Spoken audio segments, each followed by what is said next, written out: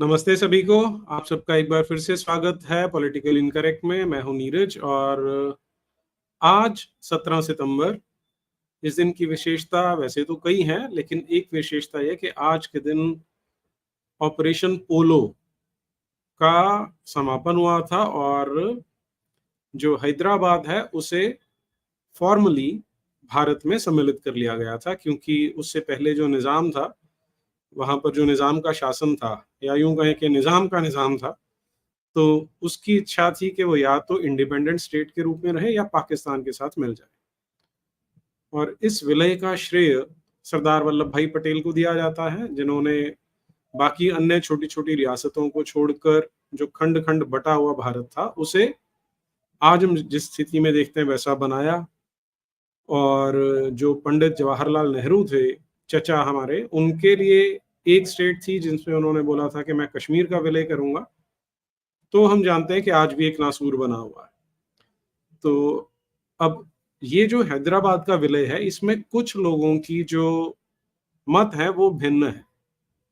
कुछ का कहना है कि इसका पूरे का पूरा श्रेय सरदार वल्लभ भाई पटेल को जाना चाहिए और उन्होंने तुरंत ये विलय कर लिया था, जबकि एक वर्ग का मानना यह है कि उन्होंने इसमें कुछ विलंब किया और उस विलंब के समय 1947 से 48 तक, क्योंकि 1948 में विलय हुआ था, तब तक बहुत हिंदुओं का नरसंहार किया गया उस हैदराबाद में।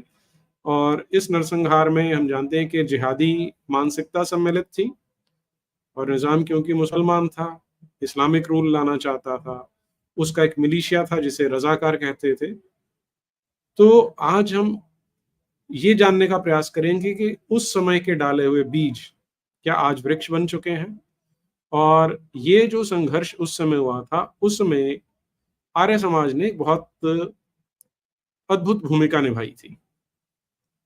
आज बहुत सारे लोग ऐसे हैं जो स्वयं को राष्ट्रवादी भी बोलते हैं, हिंदूवादी भी बोलते हैं, लेकिन आर्य समाज को की वो भर्त्सना करते हैं। उसमें गलती किसकी है? शायद दोनों तरफ थोड़ी थोड़ी है, क्योंकि आर्य समाज ने जो काम स्वामी दयानंद सरस्वती के होते किया, स्वामी श्रद्धानंद जी के समय किया, वो 1947 के बाद न केवल शिथिल पड़ गया, बल्कि आर्य समाज के कुछ ऐसे घटक हैं जिन्होंने जो मूल आर्य समाज का उद्देश्य था उससे हटकर अपना जो फोकस है, अपनी जो क्या कहे, जो एक तरह से ऑपोजिशन है, वो केवल मूर्ति पूजकों के लिए सीमित कर दी। तो इसलिए आज समाज का एक वर्ग है जो आर्य समाज को अच्छा नहीं समझता, या उन्हें लगता है कि ये भी अब्राहमिक होते जा रहे हैं। लेकिन अगर हम ये जानेंगे कि आर्य समाज ने ऐतिहासिक तौर पर क्या भूमिका निभाई है और किन विषम परिस्थितियों में से समाज को निकाला है, बहुत जगह पर, बहुत स्थानों पर ये काम किया है, तो हमें हर उस घटक का, हर उस संस्था का, हर उस व्यक्ति का सम्मान करना चाहिए, उसका कृतज्ञ होना चाहिए जिन्होंने हमारे पूर्वज होकर हमें सुरक्षित रखा कि आज हम गर्व से अपने आप को हिंदू कहते हैं, सनातन धर्मी कहते हैं, आर्य बोल सकते हैं। नहीं तो संभवतः मैं भी यहाँ बकरा दाढ़ी रख के अल्लाह अकबर और हुजूर साहब की क्या शान में कसीदे पढ़ रहा होता। तो ये हमारे उन सभी पूर्वजों का सम्मिलित प्रयास है कि आज हम बचे हैं। हमारे घर में जो महिलाएं हैं उन्हें काले रंग का तंबू पहनकर पेंगुइन नहीं बनना पड़ता। तो आज हमारे साथ जो वक्ता जुड़ने वाले हैं वो है डॉक्टर हर्षवर्धन आर्य, और इनका जो शोध का विषय रहा है वो आर्य समाज ने, जब हैदराबाद में ये सब चल रहा था, नरसंहार हो रहा था, उस समय आर्य समाज की क्या भूमिका रही है उस पर उनका शोध पत्र है, उन्होंने पीएचडी किया है। तो आज हम बहुत सारी ऐसी बातें जानने का प्रयास करेंगे जो आम हिस्टोरिकल डिस्कोर्स में, हिस्ट्री डिस्कोर्स में, इतिहास में ना पढ़ाई जाती हैं, ना उनका उल्लेख किया जाता है, बल्कि बहुत बार तो ऐसा होता है कि उससे ठीक विपरीत चित्रण करके दिखाया जाता है। तो मैं स्वागत करता हूं डॉक्टर हर्षवर्धन आर्य का। नमस्ते आर्य जी, स्वागत है आपका। नमस्ते जी, दर्शकों को बता दूं कि आर्य जी लातूर से हैं और इतिहास इनका विषय है। जैसा मैंने पहले बताया, पीएचडी की है इन्होंने, गहन अध्ययन किया है लगभग 50 शोध पत्र लिखे हैं इन्होंने और बहुत अच्छी पकड़ है इनकी अपने विषय पर। तो सीधा हम इनसे जानने का प्रयास करते हैं। सबसे पहले तो आर्य जी हम ये जानना चाहेंगे आपसे कि आपने जब अभी थोड़ी देर पहले बताया था कि आप तीसरी पीढ़ी हैं आर्य समाज में, क्योंकि आपके दादाजी आर्य समाजी बने थे, आर्य समाज में सम्मिलित हुए थे। तो वहाँ से अगर शुरू करेंगे तो थोड़ा ज़्यादा अच्छा रहेगा और आज तक लेके आएँगे कि वो जो क्रम चल रहा है, उस समय जिसे इत्तेहादुल मुसलमीन कहते थे, वो आज ऑल इंडिया इत्तेहादे मुसलमीन बन गई है। लेकिन कार्यशैली लगभग वही है, केवल ऐसा लगता है पात्र बदले हैं, किंतु जो खतरे थे, जो समस्याएँ थी, वो जस की तस बनी है। जी, आर्य जी। सभी को सादर नमस्ते। पहले तो आपने जो प्रस्तावना में कुछ वाक्य कहे, उन वाक्यों का मैं उत्तर देना चाहूँगा। आर्य समाज और ऋषि दयानंद ने कभी भी किसी मंदिर तोड़वाने की कोशिश नहीं की। सत्य सनातन धर्म का संरक्षण की भूमिका निजाम राज्य में देखिए, कहीं भी देखिए, आर्य समाज ने अपनी प्राणों को न्यौछावर करते हुए मंदिरों की रक्षा की है। ये सत्य है कि ऋषि दयानंद ने वेद भाष्य करके आर्य समाज की स्थापना करके यह सिद्ध कर दिया कि वेदों में कहीं भी मूर्ति पूजा का उल्लेख नहीं है। यहाँ तक कि रामायण महाभारत में भी जो प्रक्षिप्तताएं थी, मनुस्मृति में जो प्रक्षिप्तताएं थी, इन सभी को ऋषि ने संस्कृत के शुद्ध व्याकरण के आधार पर दूर किया। इसका असर ये हुआ कि आर्य समाज के साथ सभी जाति के लोग वेद पर निष्ठा रखते हुए खड़े हुए। जैसे आप सोचेंगे कि इस्लाम का आधार कुरान है, क्रिश्चियनों का आधार बाइबल है, तो उसी तरह हिंदू धर्म का आधार वेद है और वेद पे ही आधारित उपनिषद, दर्शन, गीता, रामायण, महाभारत, आप जितने भी सभी धर्म ग्रंथों का अध्ययन करेंगे तो उसका आधार वेद है। और वेद को ईश्वर ने सृष्टि के प्रारंभ में मनुष्य के कल्याणार्थ प्रस्फुटित किया था और उसी वेद के आधार पर ऋषि दयानंद और आर्य समाज ने काम किया। जैसे कि आपने कहा कि मेरे दादाजी 1924-26 के आसपास आर्य समाज से जुड़े, लेकिन उससे पहले आना पड़ेगा हमें, क्योंकि महर्षि दयानंद सरस्वती ने 1875 में मुंबई में आर्य समाज की स्थापना की। इसके तुरंत ही बाद आज वर्तमान महाराष्ट्र के बीड जिले के धारूर में 1880 में आर्य समाज आया। अगर हम बात करेंगे 1880 से लेके 1948 तक का यह समय आर्य समाज के विभिन्न प्रकार के योगदानों से भरा हुआ है। 1892 में सुल्तान बाजार आर्य समाज की स्थापना हुई और यहाँ से ही आर्य समाज के विस्तार की श्रृंखला आरंभ हुई। ऋषि दयानंद के दो परम शिष्यों ने, स्वामी गिरानंद जी महाराज और स्वामी आत्मानंद जी ने हैदराबाद में बहुत बड़ी वैचारिक पृष्ठभूमि खड़ी कर दी और उनके व्याख्यानों और प्रवचनों से समाज के सभी वर्ग के लोग आर्य समाज में आने लगे, सत्संगों में जुड़ने लगे, वेदों के उपदेश सुनने लगे। इसका एक मैं उदाहरण आपके सामने प्रस्तुत करता हूँ। श्री राय कुंवर जी बहादुर हैदराबाद में एक बड़े नेता थे। वह शुरू में नास्तिक थे, ऐसे ही आर्य समाज में आने, सत्संग विद्वानों के सत्संग सुनने लगे और वो आस्तिक बन गए। और उन्होंने हैदराबाद में दलित समाज के अंदर इतना बड़ा आर्य समाज के विस्तार का काम किया कि इसका प्रभाव ये हुआ कि इसके पूर्व निजाम सेना में दलितों को कभी नहीं लेता था। तो जब समाज के सभी जाति के लोग आर्य समाज के सदस्य बनने लगे तो निजाम भी समाज की पिछड़ी जातियों को अपनी सेना में शामिल करने लगा। ये शुरुआती कार्यों में बहुत बड़ा योगदान था। तो ऋषि ने कहा जाति तो मनुष्य निर्मित है ही नहीं, जाति तो मनुष्य निर्मित है, ईश्वर निर्मित है ही नहीं। तो अस्पृश्यता निर्मूलन, दलित उद्धार का काम, स्त्री शिक्षा के उन्नति का काम आर्य समाज ने यहाँ पर बड़ी मात्रा में हैदराबाद में खड़ा कर दिया। स्त्री समाज के माध्यम से 1901 में स्त्रियों के लिए एक विशेष व्यासपीठ का निर्माण आर्य समाज ने किया। वहां पर असंख्य महिलाएं, सभी वर्गों की महिलाएं जोर शोर से सामाजिक कार्यों में भाग लेने लगी थी। अब आते हैं हम इस हैदराबाद राज्य की स्थापना और हैदराबाद राज्य का स्वरूप क्या था। अगर आप एक नक्शा हैदराबाद स्टेट का थोड़ा चला दें तो आपके सब दर्शकों के समझ में आ जाएगा कि हैदराबाद स्टेट किस प्रकार से था। हाँ, देखिए ये हैदराबाद स्टेट का मैप है। इसमें अभी औरंगाबाद का संभाजी नगर हुआ है, औरंगाबाद, बीड़, परभणी, अभी उस्मानाबाद का धाराशिव हुआ है, नांदेड़, ये मराठवाड़ा रीजन है। इसमें कर्नाटक का भाग भी आप देख सकते हैं, गुलबर्गा आदि, और आंध्र प्रदेश का वरंगल, करीमनगर, आदिलाबाद। तो 3 भाषाओं के लोगों का यह हैदराबाद राज्य था। तो इस राज्य की स्थापना निजाम उल मुल्क असफ जहां प्रथम ने सन 1724 में की थी। सन 1724 से लेके 1948 तक लगभग 225 वर्ष इन निजामों ने दक्षिण भारत में राज्य किया, और इस घराने में केवल 7 शासक हुए, और ये शासक खुद को मोहम्मद पैगंबर के ससुर पहले खलीफा अबू बकर के वंशज समझते थे, क्योंकि इनके दादा बुखारा राज्य में समरकंद के पास आलियाबाद नाम का गांव था, वहीं के रहवासी थे। तो ये खुद को पैगंबर के वंशज समझते थे।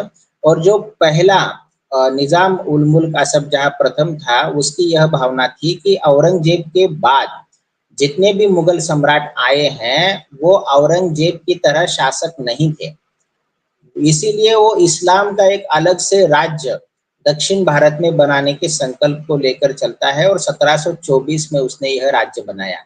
इस परिवार में ही शुरू से अलग इस्लामिक राज्य की भावना कायम थी, और ये खुद को, मैंने जैसे कहा कि पैगंबर के ससुर के वंशज समझते थे।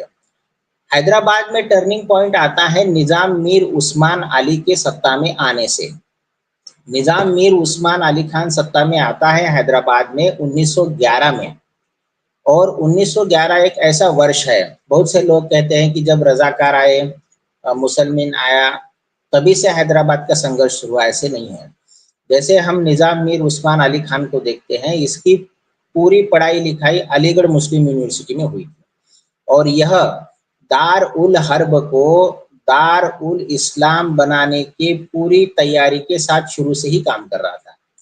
इसका एक सपना था कि मैं इंडिया को दीनिया बनाऊं, दीन के कट्टर इस्लामिक राज्य की स्थापना को लेकर वो बहुत सिस्टमेटिक चला। इसने जब सत्ता में आया तो इसके पिता के जनान खाने में 200 औरतें थी, तो उनमें से अच्छी अच्छी रानियां छांटकर इसने अपने जनान खाने में रख ली। जब पुलिस एक्शन के बाद इसके जनान खाने के ड्रेनेज सिस्टम को ओपन किया गया तो कई कंकाल मिले हैं, इसके साक्ष्य हैं। तो इस मानसिक विकृति को देखिए कि उसने, जैसे मैंने कहा कि जैसे उस्मानाबाद, उसने सत्ता में आने के बाद धाराशिव का नाम बदल के उस्मानाबाद रख दिया था।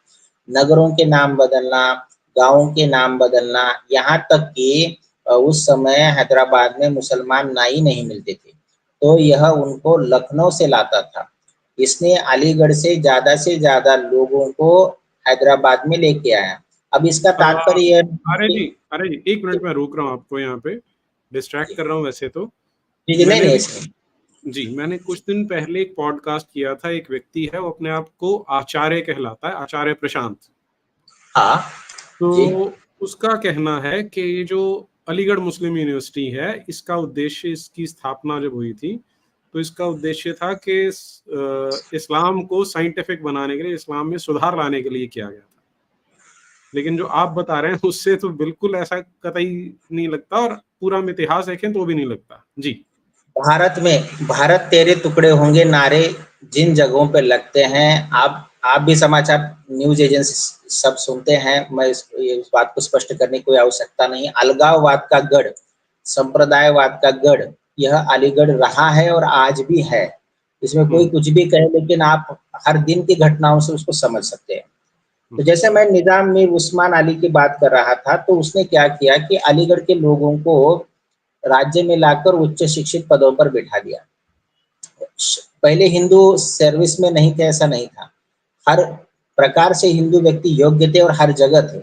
उसने यह इस्लामीकरण के लिए, देखिए उस समय 11% लोग हैदराबाद में केवल मुसलमान थे और 85% लोग हिंदू थे, बाकी अन्य लोगों के प्रमाण थे उसमें। तो 85% लोगों को इस्लाम में लाने के लिए उसने तबलीग की शुरुआत की।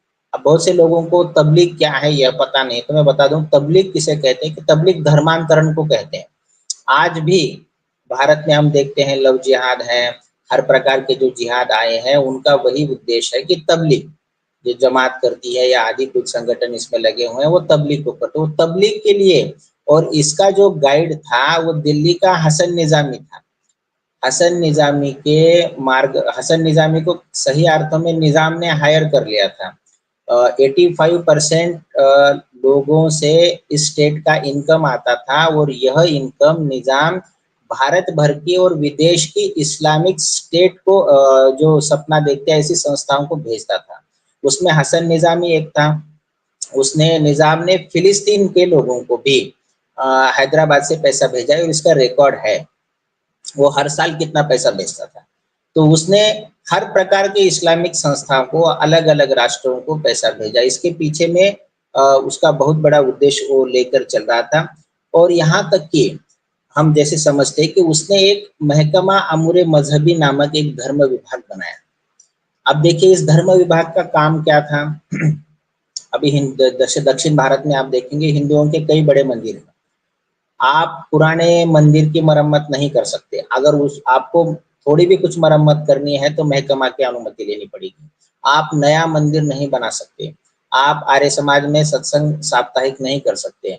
उस समय ऐसा होता था कि आर्य समाज में कई उपदेशक जो आते थे वो संस्थान के बाहर से, उत्तर भारत से आते थे और यहाँ आर्य समाजों में कार्यक्रम करते थे। जैसे वैदिक धर्म की महिमा है, ईश्वर जीव वेद, जैसे यज्ञ में पशु बलि का कोई विधान नहीं है। ऐसे कई विषयों पे सनातनी जो रूढ़िवादी लोग होते थे उनसे शास्त्रार्थ आर्य समाज के लोगों के होते थे और वो सिद्ध करने का प्रयास करते थे कि हमारे मूल धर्म में, हमारे मूल वेदों में ये कुरीतियां कहीं भी नहीं है जो संसार के अन्य धर्मों में समय के चलते धर्मगुरु पुरोहितों के चलते उनके आजीविका को चलाने के लिए वो ऐड किया गया, लेकिन हमारे मूल वेदों में वो कहीं है ही नहीं।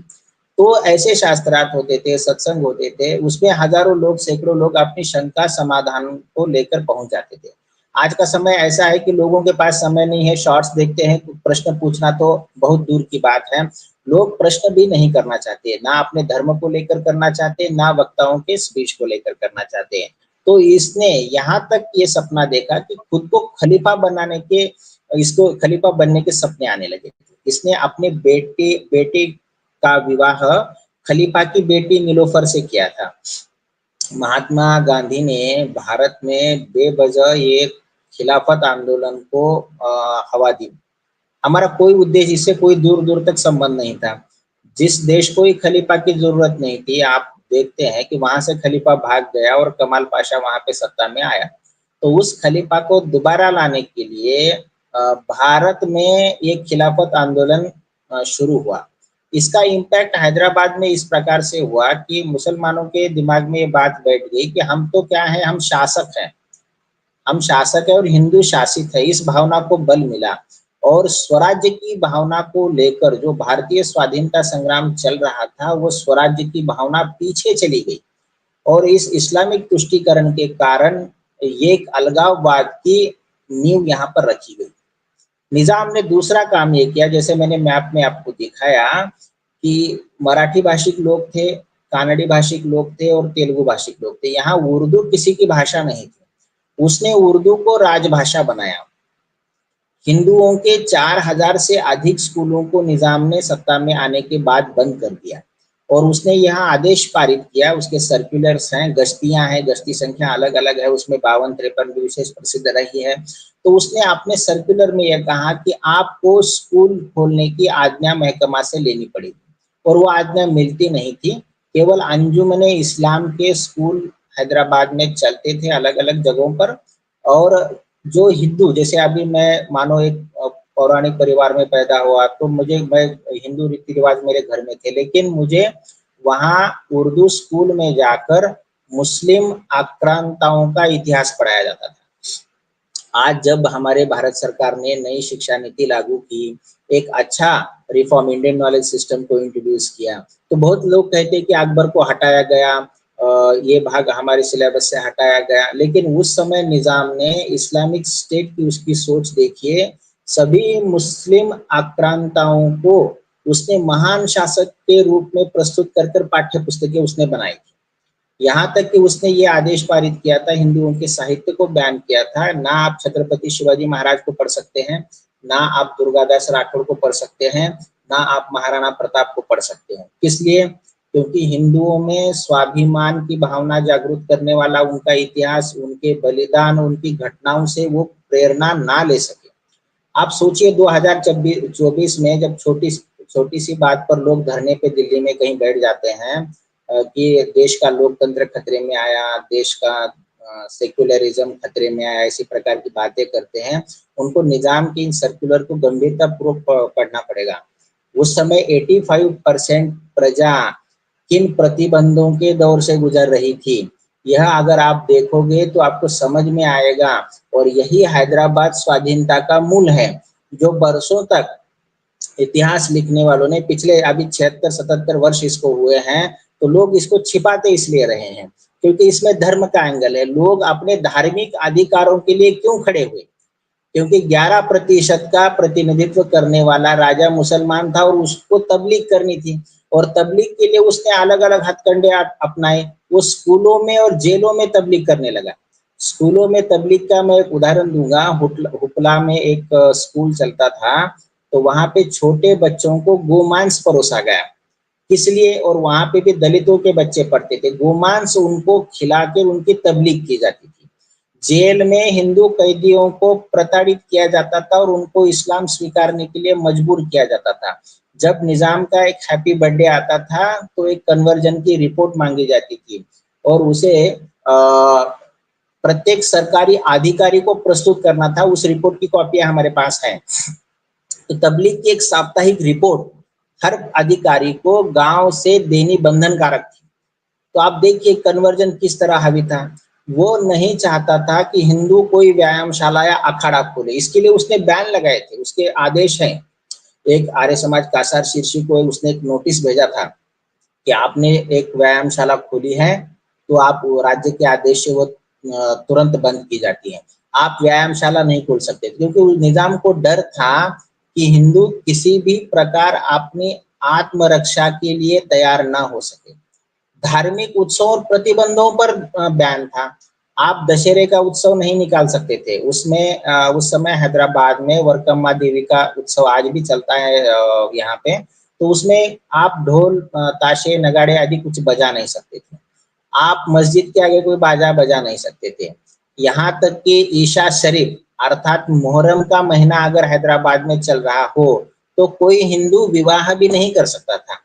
आर्य समाज को ऐसी कई नोटिसेस आई हैं जिनकी कॉपी हमारे पास उपलब्ध है। उसमें कहा गया है कि ईशा शरीफ के महीने में आपके आर्य समाज में आपने एक विवाह कराया है, जिसका विवाह कराया है उसकी जानकारी आप भेज दीजिए ताकि उसके संबंध में कार्यवाही की जा सके।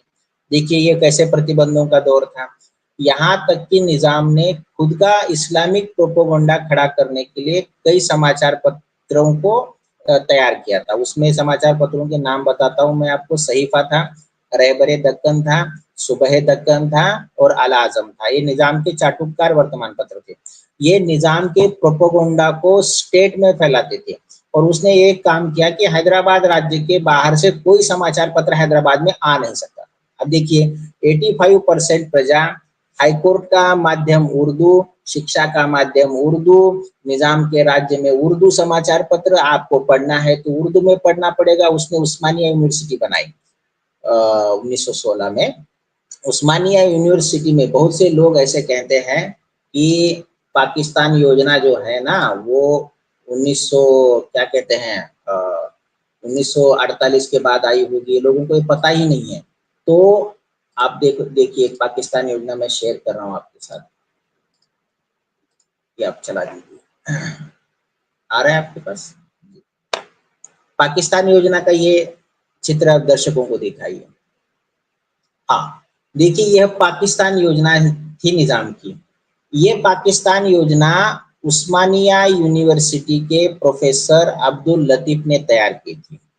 1920 के आसपास ये पाकिस्तानी योजना बनी और इसका बहुत जोर शोर से प्रचार किया गया। जैसे दर्शक भी पढ़ सकते हैं, आप भी पढ़ सकते हैं। इसमें जो ब्लैक रंग में इंडिकेट किए गए स्पॉट है ना, यहाँ पे इस्लाम का राज्य होगा, यानी पाकिस्तान की योजना बनेगी। और जो बाकी बचा कुचा जो प्लेन स्पॉट्स हैं तो उसमें हिंदू रह सकते हैं। अब देखिए ये कैसी सोच थी। बहुत से लोग कहते हैं कि निजाम तो कोई सांप्रदायिक था ही नहीं है, तो इसीलिए हिंदू महासभा और आर्य समाज का ये संघर्ष कोई विशेष महत्व नहीं रखता। तो भाई आपका प्रोपोगंडा देखिए, आपके समाचार पत्रों के मूल अंक है उनमें क्या किस प्रकार के लेख आते थे। यहाँ तक कि जब हमारा साहित्य बैन किया गया तो उस राज्य में मुसलमान मुल्ला मौलवी हमारे भगवत गीता से, रामायण से, महाभारत से, कुरान की तुलना कर सकते थे, लेकिन हम उसके संदर्भ में बोल नहीं सकते थे। एक ऐसा षड्यंत्र हैदराबाद में खड़ा हुआ जिसका नाम था सिद्दीकी दीनदार प्रकरण। 12वीं सदी में महात्मा बसवेश्वर जी जो ब्राह्मण कुल में उत्पन्न हुए और 12वीं सदी में अनुभव मंडप के माध्यम से उन्होंने कई लोगों के अंतरजातीय विवाह कराए और खुद का भी अंतरजातीय विवाह रहा उनका, और समाज के सभी जाति के लोगों को उन्होंने अपने पंथ की दीक्षा दी 12वीं सदी में। ये बड़ी क्रांति थी। तो उनके बहुत बड़े अनुयायी हैदराबाद में उस समय थे। तो यह खुद को चन्न बसवेश्वर का अवतार के रूप में प्रस्तुत किया और इसने एक पुस्तक लिखी, उसका नाम था सरवरे आलम। इस पुस्तक को, इस प्रति को आज भी आप देखोगे तो उसमें पाओगे हिंदू धर्म के आधार भगवान श्री राम और योगेश्वर श्री कृष्ण जी के ऊपर कई अभद्र टिप्पणियां की गई थी। और जैसे आपने शुरुआत में कहा कि आर्य समाज ने एक अलग तरफ से काम किया, उस समय भी आप देखिए आर्य समाज ने इस प्रोपोगंडा के खिलाफ पहले शास्त्रार्थ किए। राम और कृष्ण हमारे धर्म और संस्कृति के आधार स्तंभ हैं, और ऋषि दयानंद के आप सत्यार्थ प्रकाश को उठा के देखिए, उनके हर ग्रंथ को देखिए, उनके हर शास्त्रार्थों को देखिए, आपको वहां पे राम और श्री कृष्ण मिलेंगे। ऋषि दयानंद ने केवल प्रक्षिप्तताओं को हटाया, जो उनके ऊपर लांछन लगाए गए थे उन लांछनों को निराधार सिद्ध किया है ऋषि दयानंद ने, और आर्य समाज ने शास्त्रार्थ किया इसके साथ और इसको एक्सपोज किया।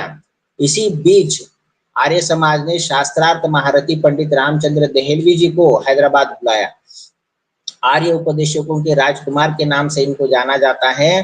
तो इन्होंने हैदराबाद में आकर इस सिद्दीकी दीनदार के तबलीग के प्रोपोगंडा को एक्सपोज किया।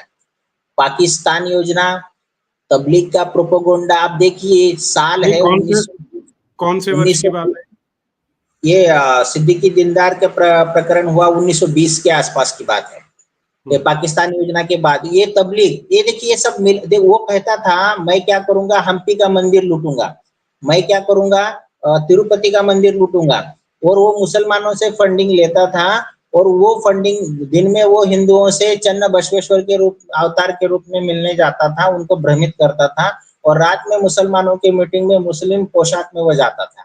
उसके मेरे पास देखिए आप उसके कुछ वर्डिंग्स है, मैं उसको पढ़ता हूँ। चन्न बसवेश्वर अवतार के नाम पे ढोल पीटेगा, दिसंबर को हम्पी में एक सभा होगी, इसके पश्चात सब रामा मंदिर पर धावा बोलेंगे, 80 करोड़ का खजाना निकालेंगे। 24/12/1931 को सिद्दीकी दीनदार मुसलमानों की सभा में कहता है, ए मुसलमानों, अल्लाह के नाम पर युद्ध करो, जो तुम्हारे विरोधी हो और तुम्हारे मजहब की निंदा करे ऐसे काफिरों को कत्ल कर दो। अब देखिए निजाम इसको प्रमोट करता था। 25/12/31 को सभा में वो कहता है, दुनिया में जितने भी काफिर हैं सब मुसलमानों के दुश्मन हैं, जब तक मुसलमान न बन जाए वो तब तक हरगिज हमारे मित्र नहीं बन सकते थे। यहाँ तक 26/12 का उसका स्टेटमेंट आया है विज्ञापनों में। कुरान में 500 आयतें ऐसी है जो काफिरों पर विजय प्राप्त करने, उनको काबू पाने और कत्ल करने का वर्णन करती हैं, तो तुम क्यों डरते हो। ऐसे भड़काऊ भाषण सिद्दीकी दीनदार हैदराबाद में देता था। और यहाँ तक कि राज्य के आदेश भी अगर आप देखोगे तो राज्य के आदेश भी इसी प्रकार थे। उसने निजाम ने एक इस्लामिक कालगन्ना बनाई थी जिसको फसली कहते हैं, जैसे अभी हम ईस्वी सन में लिखते हैं हमारी हिंदू कालगन्ना है, उसी प्रकार इसने एक फसली कालगन्ना बनाई थी। उसकी देखिए 12 अवध निशान 6654 1324 फसली मोहम्मद अकरम मुल्ला के हस्ताक्षर से यह आदेश पारित हुआ था। काफिरों का क्या नतीजा होगा सो स्पष्ट हो जाएगा। खुदा के फजल से हम मोमिन हैं, गंभीरता से सुनिए, खुदा के फजल से हम मोमिन हैं, जिंदा रहते हम गाजी है और मरने पे हम शहीद होते। आज बहुत से भवनों के नाम मैं जाके देखता हूँ तो उनपे लिखा होता है गाजी मंजिल, गाजी मंजिल, गाजी मंजिल। बहुत से लोगों को समझ पूरा शहर है गाजियाबाद नाम से। तो लोगों को ये समझ में नहीं आता है। तो वो कहता है कि धार्मिक शांति के लिए किए गए रक्तपात को इस्लाम में जिहाद कहा जाता है। ए मुसलमानों, जिहाद तुम्हारा फर्ज है। अब ऐसे आदेश राज्य के धार्मिक विभाग की ओर से राज्य के समाचार पत्रों में निकलते थे, सभाओं में ये घोषणाएं की जाती थी। तो इनका क्या उद्देश्य था? उसको इस्लामिक स्टेट बनाना था, उसको स्कूलों जेलों से तबलीग करनी थी। और हम ये ऐसा इसलिए नहीं कह रहे हैं कि कोई कहता है कि आप आर्य समाजी हो इसलिए कह रहे हो, आप हिंदू महासभा के हो इसलिए वो ऐसा कहते हैं, ऐसा नहीं है। निजाम के प्रॉपर एविडेंस हैं, उसके सर्कुलर हैं, उसके सभी आर्काइव्स के रिकॉर्ड हैं। आप उस समय के समाचार पत्रों के मूल अंक को उठाइए। रहबरे दक्कन अपने अंक में लिखता है, दलितों का कल्याण इस्लाम ग्रहण करने में है। जिस मोहम्मद अली और शौकत अली को गांधी अपनी दो भुजाएं मानते थे ना, वो मोहम्मद अली काकीनाडा कांग्रेस में कहता है कि हकीर से हकीर मुसलमान, यानी गंदे से गंदे मुसलमान से भी गांधी बदतर है। और ये अली बंधु ने ही भारत पे आक्रमण के लिए अफगानिस्तान के शासक को लेटर लिखा था। वो आर्य समाज के स्वामी श्रद्धानंद जी ने लीडर में प्रकाशित कर दिया। इस पर भी गांधी चुप रहे। इस तुष्टीकरण के कारण इस इतिहास को दबाया गया। और ये किस लिए किया तुष्टीकरण?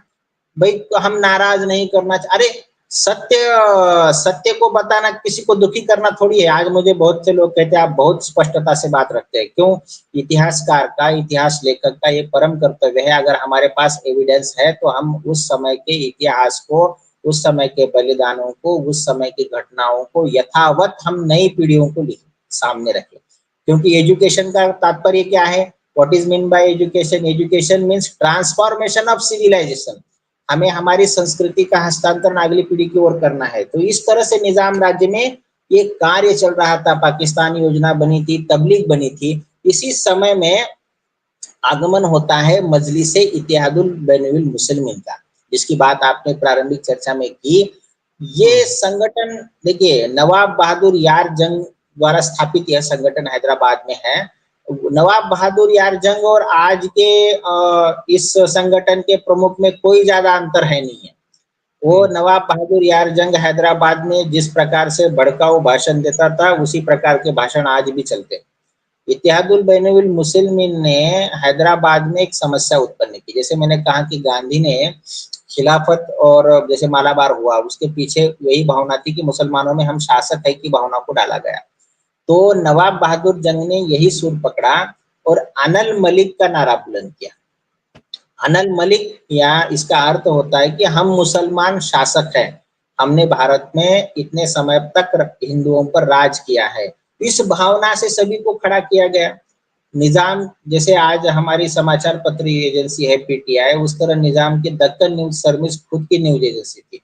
उसने किताबें उस तरह से प्रकाशित करवाई, साहित्य को बयान किया। और इस तबलीग को इस इत्तेहादुल बैनुल मुसलमीन ने इतना जोर शोर से हैदराबाद में प्रचारित किया, जिसको आगे हम देखेंगे। तो प्रजा 85% प्रजा हर दिन प्रतिबंधों को फेस करती थी। निजाम के सर्कुलर निकलते थे और निजाम राज्य में एक कानून बनाया गया था कि सरकार के आदेश के विरुद्ध भी अपील करना गुनाह है। अगर सरकार ने कह दिया कि आप अखाड़ा नहीं निकाल सकते, तो उसके विरुद्ध आप अपील नहीं कर सकते थे। अब देखिए, कोर्ट की भाषा भी उर्दू थी। उस समय आर्य समाज को एक नर रत्न हमें मिल गया। उनका नाम था न्यायमूर्ति केशवराव कोरटकर वकील। 1898 में आर्य समाज से जुड़े और 1921 में हैदराबाद हाईकोर्ट के न्यायाधीश बने। उस समय एक हिंदू व्यक्ति को हाईकोर्ट के जज के रूप में रखने के लिए मुसलमानों ने बहुत बड़ा विरोध किया था। लेकिन हिंदू व्यक्ति को जज इसलिए बनाना पड़ा कि हाईकोर्ट के निर्णय देते समय हिंदू रीति रिवाजों की किसी को जानकारी होती नहीं थी। इसलिए 1921 में निजाम राज्य में न्यायमूर्ति केशवराव कोरटकर हाईकोर्ट के जज बने। यह हैदराबाद की अमर विभूतियों में से एक थे। हैदराबाद में ऐसा कोई संगठन नहीं था जिससे न्यायमूर्ति केशवराव नहीं जुड़े थे। उन्होंने निजाम विजय के साप्ताहिक को खड़ा करने के लिए पैसा दिया, दलितों के संगठनों के लिए पैसा दिया। हैदराबाद के बहुत बड़े वकील थे और इनका योगदान की दो बातें मैं आपको बताऊंगा। इन्होंने उस समय में हिंदू विधवा पुनर्विवाह विधेयक प्रस्तुत किया था। जैसे मैंने कहा कि ऋषि दयानंद और उनके शिष्यों ने वेदों के आधार पर सती प्रथा, विधवाओं के संदर्भ में जो हमारे समाज में कुरीतियां प्रचलित हुई थी, उनके खिलाफ आर्य समाज ने बहुत बड़ा आवाज उठाया। तो इसी को एक विधेयक के रूप में न्यायमूर्ति केशवराव कोरटकर लेके आए और विवेक वर्धिनी थिएटर में वहां पर एक सभा का आयोजन किया गया। और जो रूढ़िवादी लोग थे, जो विधवाओं को सती करने के लिए मजबूर करते थे, विधवाओं के पुनर्विवाह के बारे में सोचते नहीं थे, उनके सामने आर्य समाज ने वेदों के माध्यम से, अपने धार्मिक सिद्धांतों के माध्यम से, प्रमाणों के माध्यम से यह सिद्ध किया कि विधवा पुनर्विवाह होना चाहिए। इसमें ऐसा हुआ कि उस समय हैदराबाद में हिंदुओं के और एक धार्मिक नेता थे, हम जिनका ना नाम था आर्य जी, जी। हमारे पास समय की थोड़ी सीमा है और हम जी, ऐसे अपने विषय से ठीक है, मैं भटक आ जाएंगे। जाऊँगा सत्याग्रह तक। जी, तो धर्मवीर वामन राव नाईक ने और लोगों ने वहाँ पे विरोध किया। इसके सिवा विवाह का आयु निर्धारण विधेयक भी उन्होंने प्रस्तुत किया। तो 1931 आते-आते हैदराबाद में हम देखते हैं कि आर्य प्रतिनिधि सभा का गठन हो रहा था। जैसे मैंने कहा कि 1926 में हुतात्मा भाई श्यामलाल जी और भाई बंसीलाल जी, ये 2 ऐसे बंधु हैदराबाद में हुए, जिन्होंने सैकड़ों लोगों को प्रेरणाएँ दी। हैदराबाद के आंदोलन के जननायक के रूप में इनको जाना जाता है। मैंने कहा कि 1926 में उदगिर आर्य समाज बना, मेरे दादाजी भी आर्य समाज से जुड़े, तो उन्होंने श्यामलाल जी के ऊपर एक कविता रची थी, वो बहुत गुनगुनाते थे, मैं आपको सुनाता हूँ। जनहित जीवन सर्व बिताया, जनहित जीवन सर्व बिताया, नवजीवन धर्म बचाया, सेवक सच्चा मातृभूमि का, वह सपूत था भोला जी का, कष्ट धैर्य धर सहे हर्ष से, शाम चल बसे कारागृह से, महातपस्वी बीदर जेल का, लाल था एक उदगीर का, लक्ष्य एक हो भीम शाम सम। हर हर युवा को उन्होंने एक लक्ष्य दिया था, वो लक्ष्य एक हो भीम भीम शाम सम, जीवन में सेवा का हर। उन्होंने सैकड़ों व्यायामशालाएं बनवाई, वाचनालय खुलवाया, हैदराबाद में अभूतपूर्व जागृति का काम किया। जब आर्य प्रतिनिधि सभा बनी तो पंडित नरेंद्र जी लिखते हैं कि लगभग 150 से अधिक आर्य समाज हैदराबाद में स्थापित हो चुके थे। और इस समय आर्य समाज का एक बहुत बड़ा क्रांतिकारी साप्ताहिक निकाला गया, उसका नाम था वैदिक संदेश। यह उर्दू साप्ताहिक था, कोई समाचार पत्र नहीं निकल सकता था। ऐसे में वैदिक संदेश की शुरुआत आर्य प्रतिनिधि सभा निजाम राज्य ने हैदराबाद में की और हैदराबाद के ये नवयुवकों के हृदय सम्राट पंडित नरेंद्र जी इसके यशस्वी संपादक बने। पंडित नरेंद्र जी इत्यादुल बैनविल मुसलमीन, नवाब बहादुर यार जंग जो अपनी सभाओं में भाषण देते थे, उनके रहबरे दक्कन, सुबह दक्कन, अल आजम में जो आर्टिकल्स आते थे, उनका मुंह तोड़ जवाब वैदिक आदर्श के आज भी जो अंक उपलब्ध हैं, आप उन अंकों को निकाल के देखिए। उन अंकों के माध्यम से पंडित नरेंद्र जी यह जवाब देते थे। उस समय के पुरानी पत्र पत्रिकाओं को मैंने काफी तौर पे जमा भी किया है। मैं उनमें से एक अंक आपको बताऊंगा और बलिदानों के मेरे विषय पे आ जाऊंगा। आप जब तक इस अंक को देखें, इस अंक को प्रस्तुत करें। एक अंक मैं दिखाना चाहता हूं दर्शकों के लिए। अभी आया नहीं है मेरे पास। आया नहीं?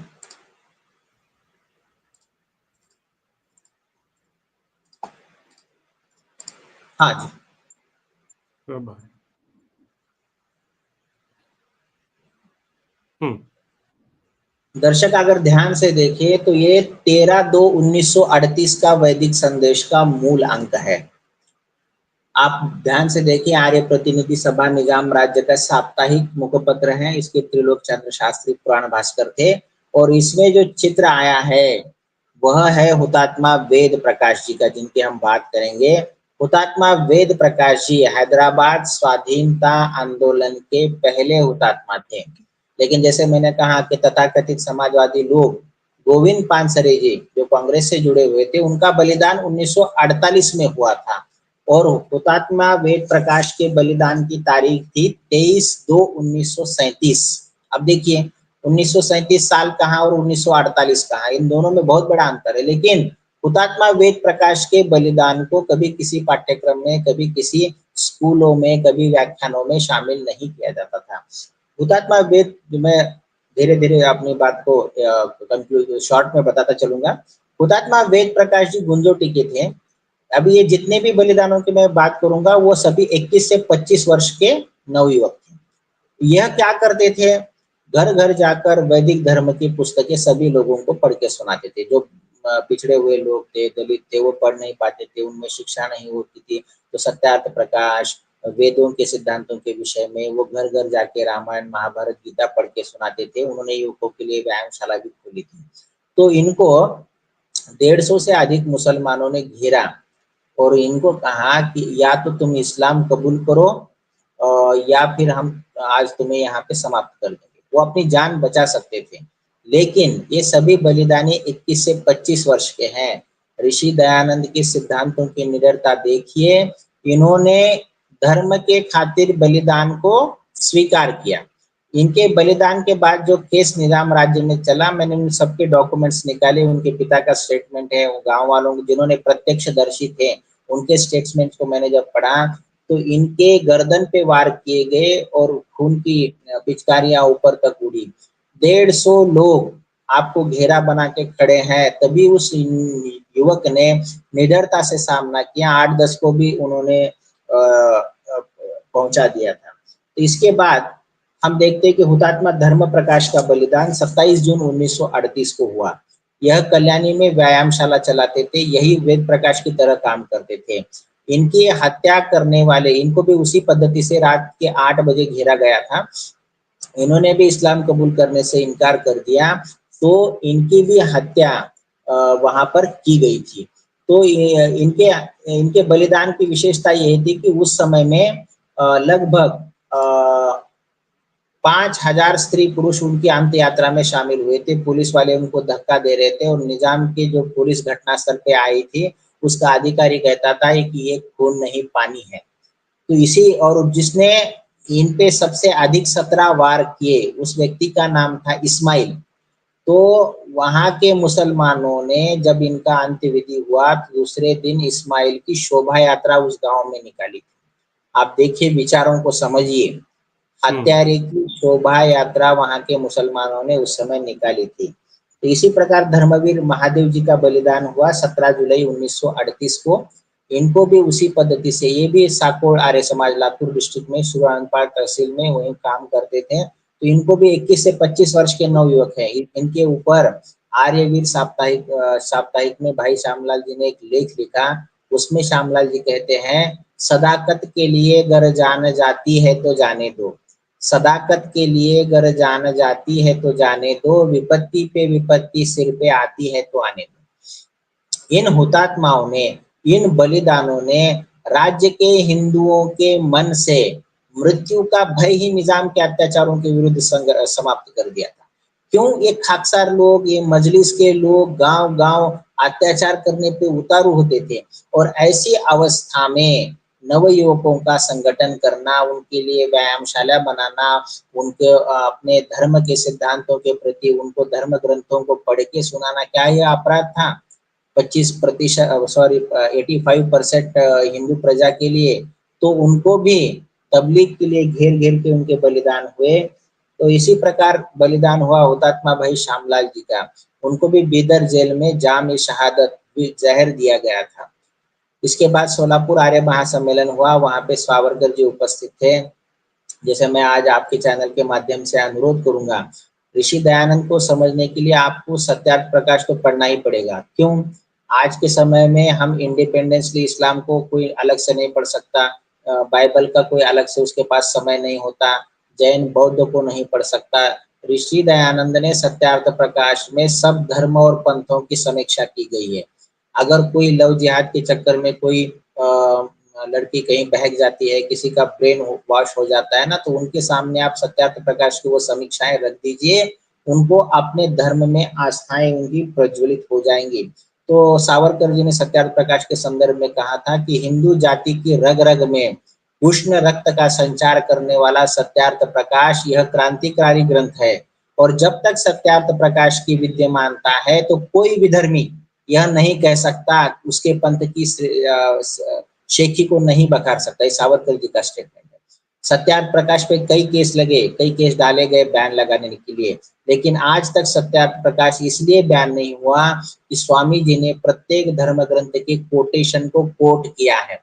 एक भी बात वहां पे असत्य नहीं लिखी है। महाभारत से क्या लिया है वो भी लिखा है, रामायण से क्या लिया है वो भी लिखा है, इस्लाम के पुराणों से जिन आयतों को वहां पे लिया गया है उनकी समीक्षाएं ऋषि दयानंद ने की है। तो आज तक इनको कोई मुल्ला मौलवी, यहाँ तक कि क्रिश्चियनों को ओल्ड टेस्टामेंट को हटाना पड़ा और न्यू टेस्टामेंट लाना पड़ा, यह सत्याग्रह प्रकाश का इफेक्ट है। राम प्रसाद बिस्मिल के जीवन में परिवर्तन आया सत्याग्रह प्रकाश के कारण, तो स्वामी श्रद्धानंद के जीवन में परिवर्तन आया ऋषि दयानंद के कारण। और इस तबलीग को निजाम राज्य में आर्य समाज ने शुद्धि के माध्यम से उत्तर दिया। छत्रपति शिवाजी महाराज ने नेताजी पालकर की शुद्धि कराई थी। शुद्धि के काम को एक नए परिप्रेक्ष्य में ऋषि दयानंद ने आगे बढ़ाया और ऋषि दयानंद के बाद में आर्य समाज के अनुयायियों ने आज तक भारतीय हिंदू शुद्धि सभा के माध्यम से आर्य समाज शुद्धि का काम कर रहा है। और भारतीय हिंदू शुद्धि सभा पूरे भारत में किसी भी व्यक्ति को स्वधर्म में आना है तो उसकी निःशुल्क शुद्धि कराती है। हमारे भाई डॉक्टर विवेक आर्य जी ने शुद्धि के ऊपर परसों कोई पुस्तकें भी लिखी हैं, आप उसको भी पढ़ सकते हैं। मलकाना राजपूतों की शुद्धि किसने कराई? स्वामी श्रद्धानंद ने कराई। लाखों लोगों को स्वधर्म के दरवाजे खोलने का काम हैदराबाद में भी और समूचे भारत में भी आर्य समाज ने किया। आज ये आप सभी कान खोल के सुन लो, आपके पास से कोई व्यक्ति अपने धर्म पथ से भ्रष्ट हो जाता है, कहीं किसी के बहकावे में आ जाता है, तो उसके लिए शुद्धि के दरवाजे आज ओपन है, वह स्वधर्म में वापसी कर सकता है। इस क्षेत्र में बड़ा कार्य आर्य समाज ने किया। स्वामी श्रद्धानंद की हत्या करने वाले अब्दुल रशीद को अपॉइंट करने वाला निजाम था, जिनके कारण स्वामी जी का बलिदान हुआ। और उस रशीद के परिवार को निजाम 1948 तक पेंशन देता था। Major general JN. चौधरी ने 1948 में यह पेंशन ऑन रिकॉर्ड बंद की हुई है, आप इसके डॉक्यूमेंट्स को देख सकते हैं।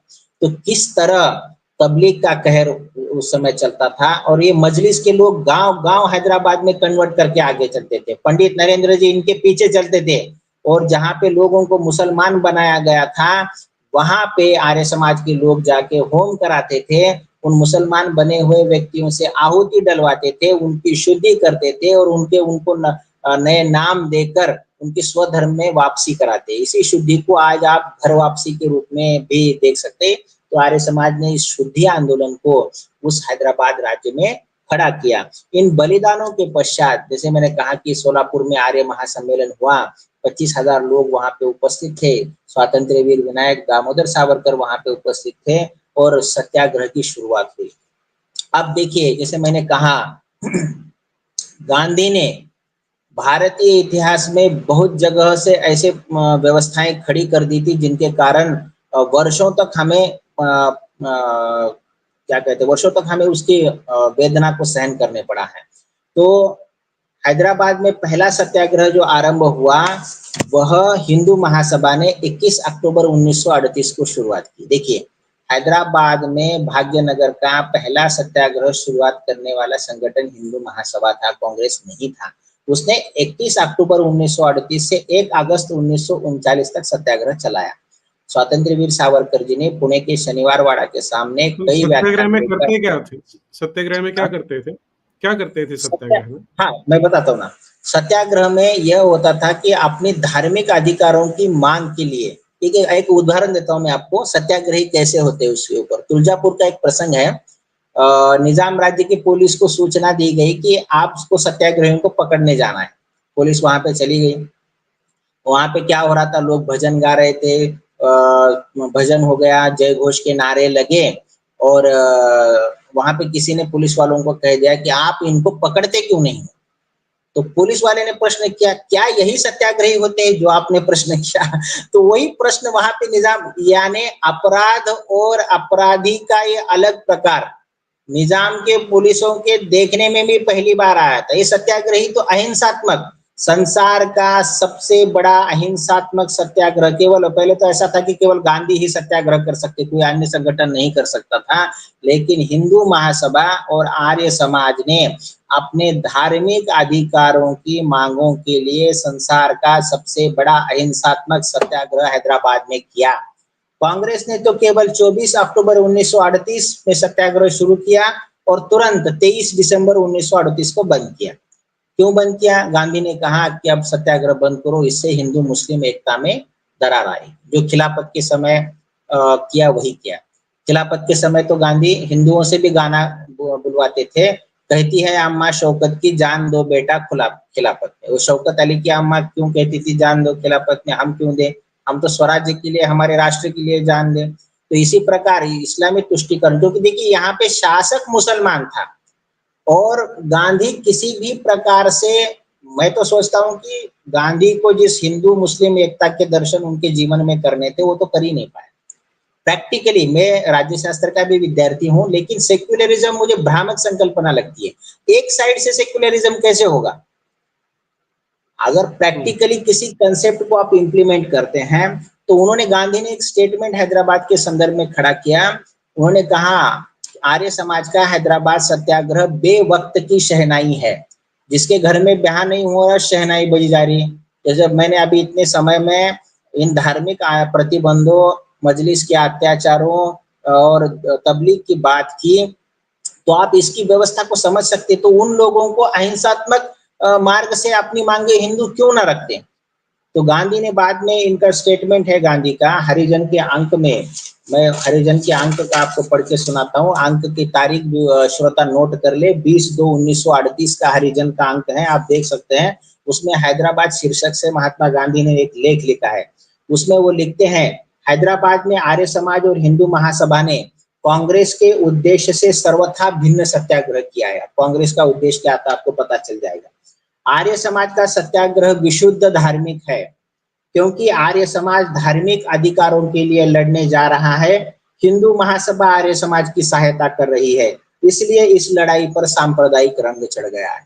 अब देखिए सांप्रदायिक कैसे भाई? सांप्रदायिक, अपने धार्मिक अधिकारों की मांग करना भी सांप्रदायिक है। आज हमारे प्रधानमंत्री देश के इतना अच्छा कार्य कर रहे हैं, नई शिक्षा नीति आ रही है, तो लोगों को लगता है सांप्रदायिक। आप निजामी राज्य के हर पन्ने को उठा के देखिए हैदराबाद स्वाधीनता आंदोलन के। तो गांधी ने ये लिखा। उसके बाद गांधी ने कहा, जब सत्याग्रह यशस्वी हुआ तो गांधी कहते हैं, मैंने आज तक सत्याग्रह पे एक शब्द नहीं बोला, एक लेख नहीं लिखा, क्योंकि मैं मौलाना अबुल कलाम आजाद के मशवरे पे चल रहा था। ये मौलाना अबुल कलाम आजाद वही मदरसे में पढ़ा हुआ व्यक्ति है जो मक्का में पैदा हुआ, मदरसे में पढ़ा और भारत का पहला शिक्षा मंत्री बनके इसने पूरी शिक्षा व्यवस्था को बिगाड़ दिया। आप अगर इतने बड़े व्यक्ति हो, आप देश भर में सत्याग्रह का काम कर रहे हो, तो आप हैदराबाद क्यों नहीं आए? आप हैदराबाद के निजाम के खिलाफ क्यों नहीं आपने एक लेख लिखा? क्यों आप हिंदुओं के अधिकारों के विरुद्ध नहीं बोले? तो ये तो मेरे समझ में नहीं आता। लेकिन मुंबई की चौपाटी में कुंवर सुखलाल जी ने ये भाषण दिया था, उसमें उन्होंने एक लाइन कही, ना दे शौक से साथ हमारा तू गांधी, ना दे शौक से साथ हमारा तू गांधी, मगर यह तो कह दे कि बुरा हो रहा है। कि भाई तुम हम आर्य सत्याग्रह को गांधी की आवश्यकता नहीं थी। आर्य समाजियों ने 40,000 से अधिक लोग, 20,000 तो जेल में थे और 22,000 लोग सत्याग्रह के लोग बाहर खड़े थे। तो सत्याग्रह के लिए आप इतना कहते कि निजाम जो धार्मिक प्रतिबंध हिंदुओं पर लगा रहा है वो अनुचित है, यहाँ तक भी उसमें कहा नहीं गया। इसके बाद कई समाचार पत्रों के हमने अंक निकाले हैं, तो उन्हीं अंकों में हम देखते हैं कि इस सत्याग्रह की गूंज हाउस ऑफ कॉमन्स तक आर्य समाज ने प्रचारित की थी। हाउस ऑफ कॉमन्स में भी निजाम के अत्याचारों का मुद्दा आर्य समाज ने उठाया। आर्य समाज ने हैदराबाद के सत्याग्रह को राष्ट्रीय और अंतरराष्ट्रीय स्वरूप दिया। अंतरराष्ट्रीय इसलिए कि भारत के बाहर से भी, बर्मा आदि स्थानों से सत्याग्रहियों के जत्थे हैदराबाद में आए थे। भारत के हर प्रांत से लोग हिंदुओं पर हो रहे अत्याचारों के लिए सैकड़ों मैल हैदराबाद में सत्याग्रह करने आए थे। सत्याग्रहियों को जेलों में अनंत यातनाएं दी गई थी। इसमें एक घटना वंदे मातरम रामचंद्र राव की बताना चाहूंगा। इतने कोड़े उनको बरसाए गए, तभी वो वंदे मातरम बोलते रहे। पंढरपुर के अधिवेशन में स्वतंत्र वीर सावरकर ने एक युवक को स्टेज पर बुलाया और सबको इंट्रोड्यूस किया। यह वही लड़का है जो वंदे मातरम कहता रहा, इसका नाम आज से वंदे मातरम रामचंद्र राव होगा। यह वही रामचंद्र राव थे। तो निजाम के उस महल से गुप्त खबरों को भारत सरकार के एम मुंशी तक पहुंचाते थे। तो इस सत्याग्रह में 8 से 10 लाख रुपयों का उस समय आर्य समाज ने व्यय किया। 40 से अधिक लोगों का सत्याग्रह में अलग से बलिदान हुआ। कई लोग जेलों में यातनाओं से अपाहिज बने, बहुत सारा खून बहाया गया। आप जेल में नमस्ते नहीं कर सकते थे। नमस्ते, मैं यहाँ के श्रोताओं को बताना चाहूंगा, नमस्ते इस अभिवादन की प्रथा को आर्य समाज ने शुरू किया। नमस्ते का अर्थ होता है मैं तुम्हारा आदर, मैं आपका आदर करता हूँ। तो जेल में कोई किसी को नमस्ते नहीं कर सकता था। हम ये जो पवित्र पहनते हैं गले में 3 धागे का होता है, तो हमारे ये जो पवित्र तोड़े गए। आप देख सकते हैं कि राम प्रसाद बिस्मिल अपनी फांसी तक हवन करते रहे, तो हवन करने की अनुमति नहीं थी, हवन कुंडों को तोड़ा गया। इतनी प्रताड़नाएं, इतनी यातनाएं सत्याग्रहियों को दी गई, वो उनको रेत से मिलाई हुई रोटियां खिलाई जाने लगी थी। यहाँ पे कवि कहता है कि एक निजाम ने सत्यार्थ प्रकाश पे बैन लगाया और एक छोटे बच्चे ने सत्यार्थ प्रकाश यह मेरा ग्रंथ है बोल के, तो उसका नाम था वेंकट, उसने कोड़ों की शिक्षा सहन की थी। कवि कहता है कैसी लगी वह दौड़ थी, छोटे बड़ों में होड़ थी। ना छोटे बच्चे पीछे थे, ना महिलाएं पीछे थी। यहाँ तक कि पंडित ज्ञानेंद्र सिद्धांत भूषण जो हैदराबाद की सर्वाधिकारी थी, उनकी पत्नी ने घूम घूम कर सत्याग्रह के लिए धन एकत्रित किया था। उत्तर प्रदेश की माता विद्यावती जी ने उत्तर प्रदेश और समूचे उत्तर भारत में सत्याग्रह के प्रति लोगों के मन में सहानुभूति निर्माण करके लोगों को खड़ा किया और धनार्जन भी सत्याग्रह के लिए कराया। उन लोगों के टिकटे कराकर आर्य समाज ने हैदराबाद में सत्याग्रह में भेजा। एक अद्भुत सत्याग्रह, मैं तो कहता हूँ कि संसार का सबसे बड़ा अहिंसात्मक सत्याग्रह आर्य समाज ने 9 महीने से अधिक समय के लिए यहाँ पे लड़ा। यहाँ पे पंडित नरेंद्र जी की मैं बात कर रहा था। पंडित नरेंद्र जी जब आर्य समाज में जुड़े तो उन्होंने पहला व्याख्यान दिया था कुरान में तजलिए वेद, कुरान पर वेदों का प्रभाव। और पंडित नरेंद्र जी ने इस पे कुरान में तजलिए वेद नाम से पुस्तक भी लिखी है, जिसको निजाम ने प्रतिबंधित किया था। तो पंडित नरेंद्र जी को मनानूर भेजा गया। मनानूर काले पानी की शिक्षा का एक जगह थी निजाम राज्य में, जहां पर काले पानी की शिक्षा सत्याग्रही को दी जाती थी। पंडित नरेंद्र जी को वहां रखा गया और निजाम सत्याग्रह की सभी मांगे उसने आर्य समाज की मांग ली, लेकिन पंडित नरेंद्र जी को रिहा करने के लिए तैयार नहीं। इस हैदराबाद के अनोखे क्रांति पुरुष की हम आगे भी चर्चा करेंगे। तो एक संसार का सबसे बड़ा सत्याग्रह आर्य समाज ने दक्षिण भारत में खड़ा किया और इसकी चर्चा एकेडमिक्स में नहीं की जाती, ना इतिहास के पाठ्यक्रमों में इसे लाया गया, ना इन बलिदानों के बारे में कभी किसी इतिहासकार ने जानने या समझने की कोशिश की, ऐसा मुझे लगता है। उसी दौरान का एक प्रसंग मुझे याद आता है। हिंदू प्रधानमंत्री थे महाराजा किशन प्रसाद। जैसे मैंने निजाम की कविता सुनाई आपको, तू किशन प्रसाद है मैं खुदा प्रसाद हूँ, दीन का उस्मान हूँ कुफ्र का जल्लाद हूँ। इस महाराजा किशन प्रसाद को मुसलमान बनाने के बहुत प्रयास हैदराबाद में हुए। हसन निजामी ने फातगे दावती इस्लाम नामक एक पुस्तक लिखी और उस पुस्तक को महाराजा किशन प्रसाद को समर्पित किया और उनके आगे नाम के आगे लिखा कि महाराजा किशन प्रसाद हसन चिश्ती निजामी पंतप्रधान हैदराबादी, ऐसा एक उनका उल्लेख उसमें किया। शास्त्रार्थ महारथी रामचंद्र देहलवी जब हैदराबाद आए थे, उनसे महाराजा किशन प्रसाद की वार्ता हुई और उन्होंने एक लेख सत्याग्रह से पहले हिंदुओं के लिए लिखा था। उस लेख का नाम था हिंदू भाइयों से खिताब। यह लेख आज उपलब्ध है। उस लेख में महाराजा किशन प्रसाद जी ने कहा था कि मैं हिंदू हूँ और शुद्ध हिंदू रहूंगा। देश के संस्थान के प्रधानमंत्री का कन्वर्जन जो होता है और उसके माध्यम से सैकड़ों लोग संस्थान में मुसलमान उस समय बन जाते, उसको रोकने का काम भी आर्य समाज ने किया। संसार का बड़ा यह धर्म युद्ध भी लड़ा। और अब मैं आता हूं कि एक आर्य युवक क्रांति दल सशस्त्र संघर्ष की ओर हम धीरे धीरे बढ़ रहे हैं। सत्याग्रह में निजाम ने मांगे मान ली, बहुत ये हुआ, लेकिन मुसलमानों के अन्याय और अत्याचारों में कोई कमी नहीं। इसका कारण था मजलिस इत्तेहादुल मुसलिमीन और नवाब बहादुर यार जंग। ये किसी न किसी प्रकार से प्रताड़ना हिंदुओं की करते ही रहे थे। तो आर्य युवक क्रांति दल एक ऐसा अनोखा संगठन बना, इन्होंने निजाम पर बम डाला।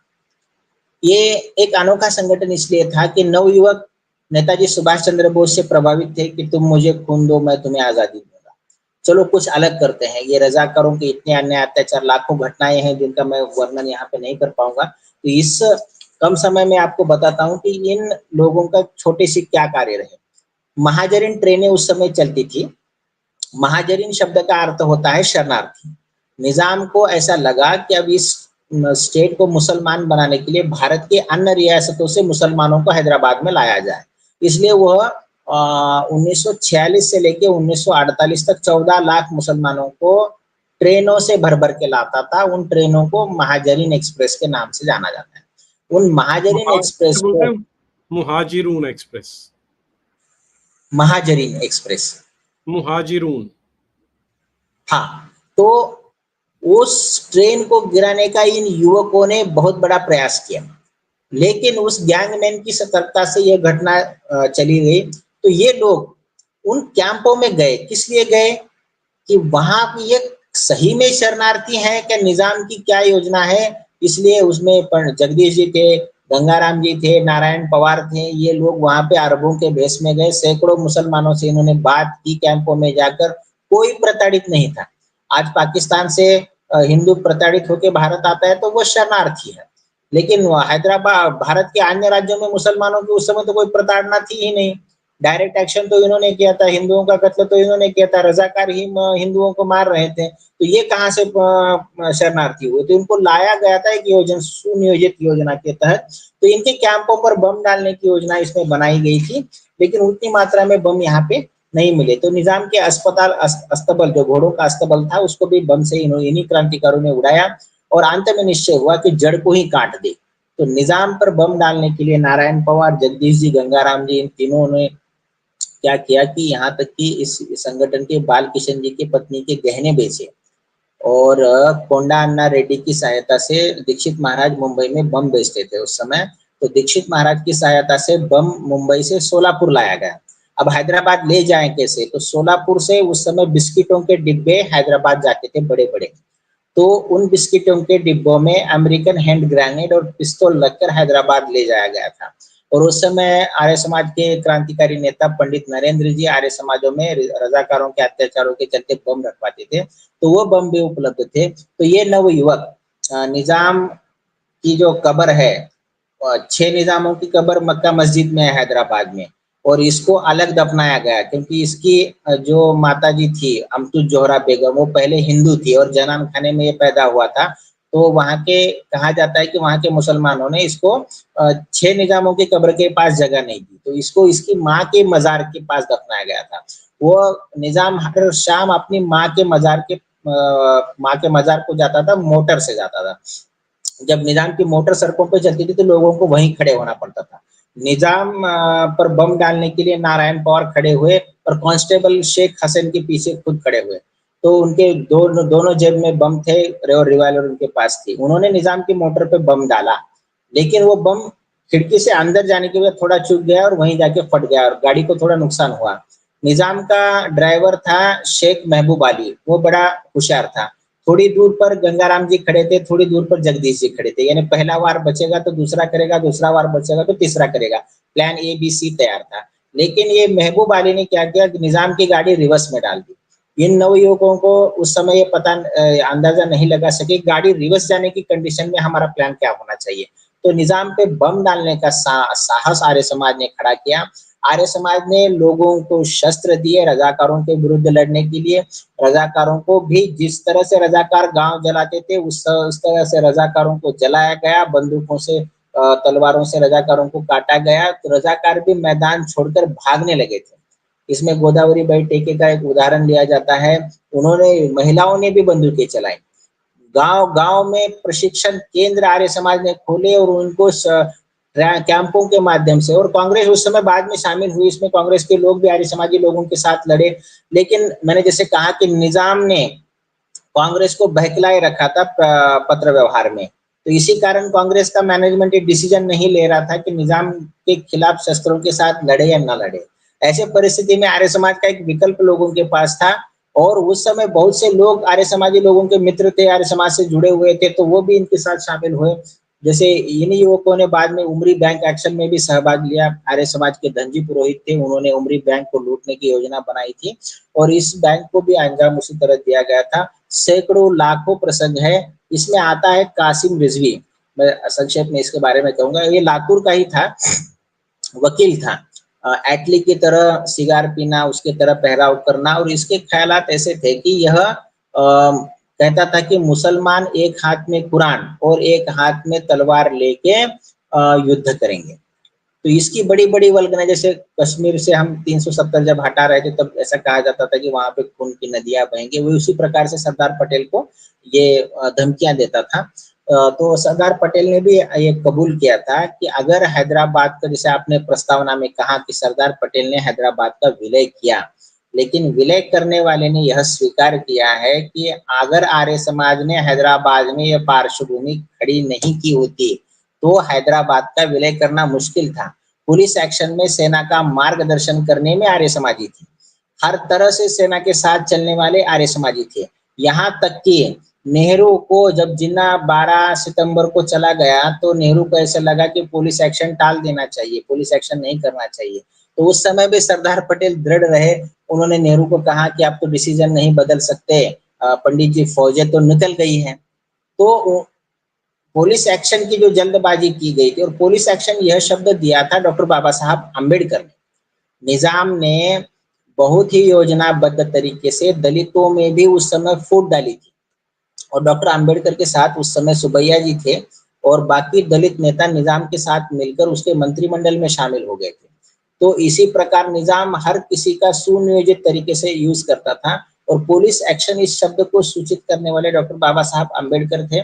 और आर्य समाज ने इस विलय का मार्ग प्रशस्त किया, बंदूकों के माध्यम से, रजाकारों के माध्यम से, और अंत में डकैती के केस में जब कासिम रिजवी को सजा हुई, जब वो भारत से भाग गया, तो इस ओवैसी के दादा को इत्तेहादुल बैनुल मुसलमीन की कमान देकर वो भारत से भाग गया था, और पाकिस्तान में जाकर भी एक गुमनामी की मौत वह मरा।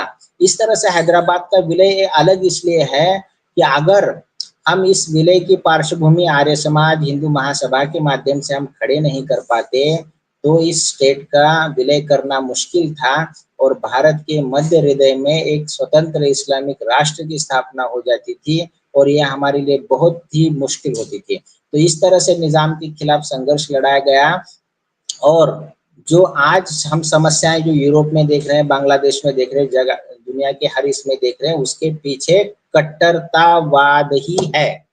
और इसकी जड़ इसकी फिलॉसफी से आती है, जो उनके दारुल हर्ब, दारुल इस्लाम जो जमातें काम करती हैं, उनको जो कट्टर धार्मिक बनाया जाता है। आप अभी रेल जिहाद एक नया अलग ट्रैक आप समाचार ये पत्रों में तो सुन रहे हो। ऐसा है ना जी, वो जो इस्लाम का मूलभूत सिद्धांत है, जो कुरान में है, हदीसों में है और सुन्नत में है, वहां से आता जी। है जी। तो तो ऐसा ये अभूतपूर्व संघर्ष रहा जिसकी मैंने प्रस्तुति आपके सामने की। आपने जी समय दिया हमें, और जी बड़े धैर्यपूर्वक सुना। हालाँकि बहुत बड़ा इतिहास है जिसको 1 घंटे के अंदर किसको छोड़े और किसको बताए, ये भी होता है। तो बहुत सी घटनाएँ रह भी गई हैं, लेकिन मैं उन सभी जिन्होंने हौतात्म्य दिया, प्राणों की बलिदान दिया, सैकड़ों अनजाने लोगों ने इसमें सहभाग किया, जिनका नाम मैं यहाँ न ले सका, उसके पीछे मेरी कोई अलग से मंशा नहीं है।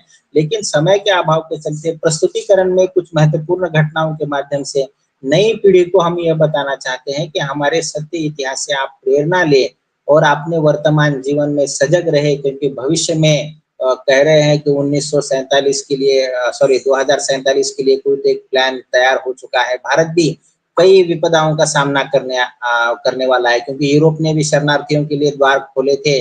अब देख रहे हैं हम कि वहाँ पर भी क्या समस्याएं हो रही है। तो आप भी इतिहास से सीखे, सजग रहे, और कोई व्यक्ति अगर किसी भी ब्रेन वॉश का शिकार होता है तो वो ऋषि दयानंद का सत्यार्थ प्रकाश पढ़े। और हमारे धर्म का मूल आधार वेद है, रामायण है, महाभारत है, गीता है, इसे हम अवश्य पढ़ना चाहिए।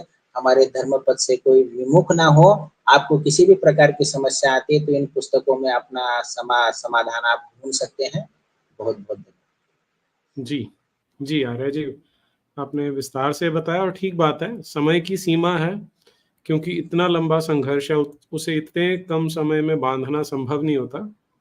तो लेकिन आपने बहुत अच्छे से समझाया। मेरी ओर से, दर्शकों की ओर से बहुत बहुत आभार। एक प्रश्न है, एक दो, वो मैं ले लेता हूँ इससे पहले के समापन की ओर से।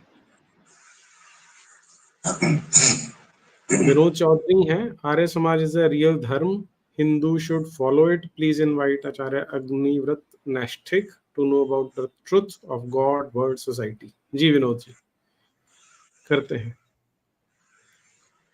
जी। प्रश्न एक ही था हमारे पास, तो आर्य जी फिर से एक बार बहुत बहुत आभार जुड़ने के लिए और अपनी जो सूचनाएं साझा करने के लिए, धन्यवाद। सभी जी, आप लोग जो प्रश्न पूछ रहे हैं मैं जरा अब उन पे आ जाता हूँ। कविता है सर, प्लीज बताइए कि पास्ट लाइफ रिग्रेशन कब करना चाहिए और क्या ये सच में फायदा करता है? कविता जी, वो डिपेंड करता है कि आप क्या फायदा ढूंढना चाहती हैं। तो जैसा मैंने पहले एक स्ट्रीम में बताया था कि अगर आपको पास्ट लाइफ रिग्रेशन करना है तो आपको ये स्पष्ट होना चाहिए कि आप वहाँ पर एक्सपेरिमेंट करने के लिए नहीं जा रहे हैं, और लाभ होते हैं तो, लेकिन यहाँ पर आज विषय हमारा वो नहीं है, इसलिए मैं इसे ज़्यादा विस्तार से नहीं बता पाऊंगा। हरिद्यम, आपके व्हाट्सएप पर एक लिंक भेजा सर, देखना। ठीक है जी, देख लेंगे। भानु प्रताप सिंह बायस जी, सदस्यता ग्रहण करने के लिए धन्यवाद आपका।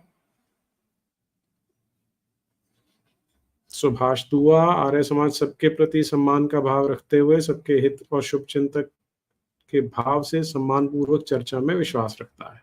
जी Subhash ji. Sumant ji, hi Neeraj sir, please do a show on what practical steps should Hindus take to protect their families, neighbourhoods if a civil war breaks out due to demographic situation in the country. जय श्री राम।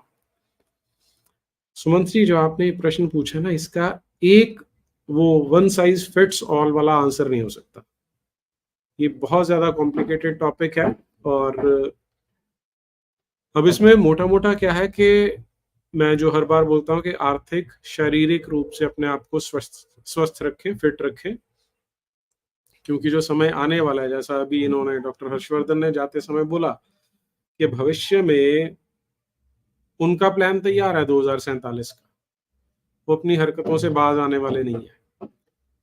कल मैंने आपके साथ जो स्ट्रीम शेयर की थी, आपको ध्यान होगा कि शिमला में वो एक सज्जन थे जिनका कहना था कि हम इन्हें समझाते हैं लेकिन वो समझते नहीं है। तो जब तक इस ऑर्गेनाइज्ड गैंगस्टरिज्म का कोई समूल विनाश करने वाला उपचार नहीं हो जाता, तब तक प्रत्येक व्यक्ति को, प्रत्येक समाज को इनसे लड़ने की तैयारी अपने अपने ढंग से करनी पड़ेगी। लेकिन ठीक है, इस पे हम विस्तार से एक बार बात करेंगे। आज क्योंकि समय पहले से ही अधिक हो गया, तो आज हम समापन की ओर बढ़ते हैं। अभी फिर मिलते हैं अगली बार, तब तक के लिए हर हर महादेव।